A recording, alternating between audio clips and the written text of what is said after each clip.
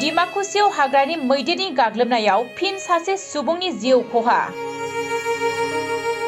डिमाकुसिनि बलाथाराव हाग्रानि मैदेरनि गाग्लोबनायाव सन्जिता रसाइली मुंनि सासे आइजोनि जिउ गोमादों। सोरांसि समाव हाग्रानि मैदेरा न'-बां बोफायबोसि खालामनायनिफ्राय रैखा मोननो थाखाय खारलांनाय समावनो हाग्रानि मैदेरा आइजोखौ गाथारो। हाग्रा बिफाननो खौरां हरनायनि उनावबो जाथायथिलियाव नुजाथिफैयाखै होननानै ओनसोलनि रायजो राजाफोरा अजद दैखांदों। उनाव जाथायथिलियाव डिमाकुसि पुलिसा नुजाथिहैनानै आइजोनि गोथै सहखौ बोखाङो होननानै मिथिनो मोननाय जादों।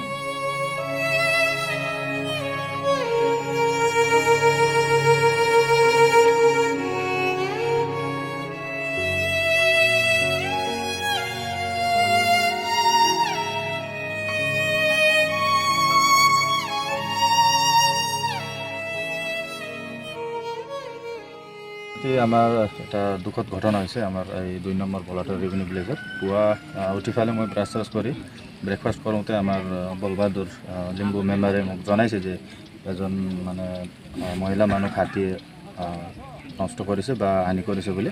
তাৰপিছত মই ইমিডিয়েট আহিলোঁ, কাপোৰ কানি পিন্ধি ফেলে মোৰ এটা লগক লৈ চালোঁ। ঘৰৰ পৰা নিয়াৰ এবাউট 50 মিটাৰ দূৰত হাতী মানে ঘৰ ভাঙিছে হাতীয়ে, আৰু লগতে ফেমিলিকেইটাক মানে দাউৰে দাউৰে মহিলাজনীক আঘাত দিছে বৰ্তমান। তাৰপিছত লগে লগে মই থানাক জনালোঁ আৰু DFO ওদালগুৰিক জনালোঁ, কল কৰিলোঁ স্পটত থাকি। তো মোৰ কথাটো এইটোৱে হ'ল, আজি আমাৰ নুনাই ৰেঞ্জৰ ফৰেষ্টটো মানে যি ধৰণৰ এক্টিভিটি হ'ব লাগিছিল এইটো ধৰণৰ নাই, কুইক ৰেছপন্স নাই। আৰু আমাৰ ভলাটাৰ এৰিয়াই নহয়, ওদালগুৰি এৰিয়াই আগৰ পৰাই আমি ৱৰ্ল্ডতো একবাৰ হাইষ্ট মেন এণ্ড এলিফেণ্ট কনফ্লিক্টত আছিলোঁ, হ'লেও এতিয়ালৈ মানে ওপৰৰ পৰা এইটো ধৰণৰ কোনো ব্যৱস্থা লোৱা নাই।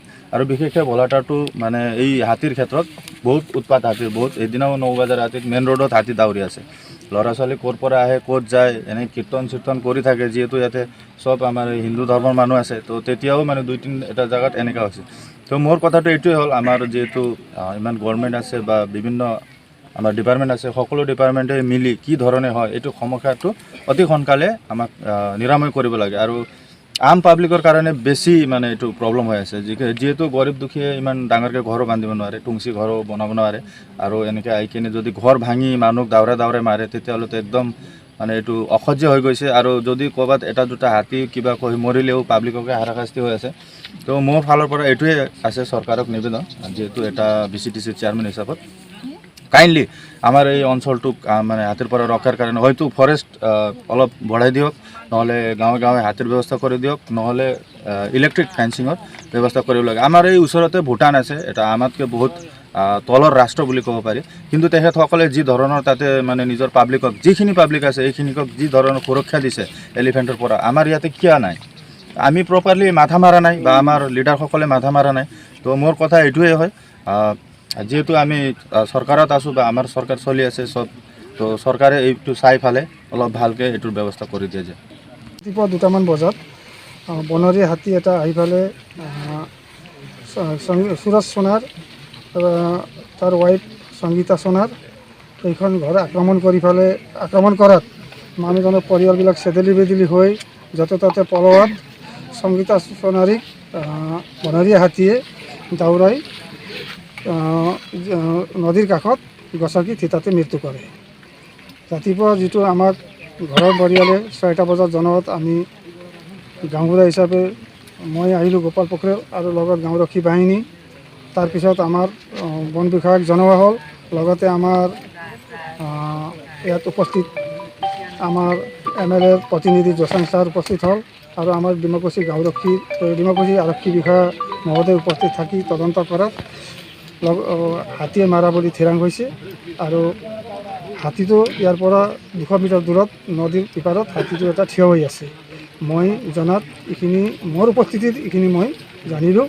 কিন্তু এই বনৰীয়া হাতীৰ যিটো প্ৰকোপ, যিটো আমাৰ 1-2 ভলাটা টেংকি বস্তি বাদলাপাৰাই হওক বা কালিখলা বাংজুলি হওক, এইখিনিত আমাৰ আজি মাত্ৰ নহয় আগৰে পৰা এই বস্তুটো চলি আহি আছে।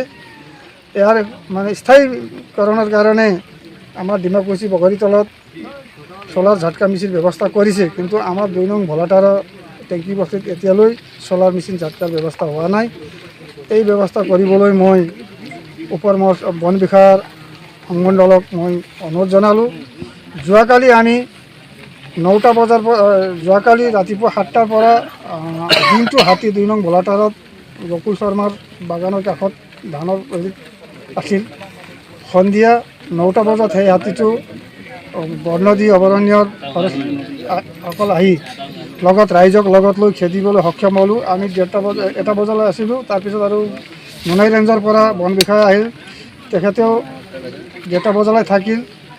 2টা হাতী আমি খেদিছিলোঁ তেতিয়া, কিন্তু পিছত 2টা বজাৰ পিছত এই হাতীটো আহি পেলাই এই ঘটনা কৰাটো আমি ৰাতিপুৱাই গম পাইছোঁ।